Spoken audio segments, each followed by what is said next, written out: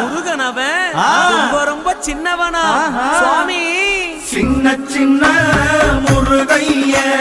சிங்கார முருகைய கொஞ்சி கொஞ்சி தமிழ் பேசும் செந்தில் வடிவேலனவன்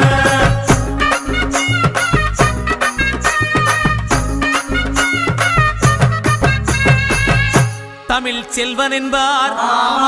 சத்குணசீலன் என்பார் மயூர வாகனன் என்பார் மருதமலை ஆண்டவன் என்பார் சென்னிமலை சுவாமி என்பார்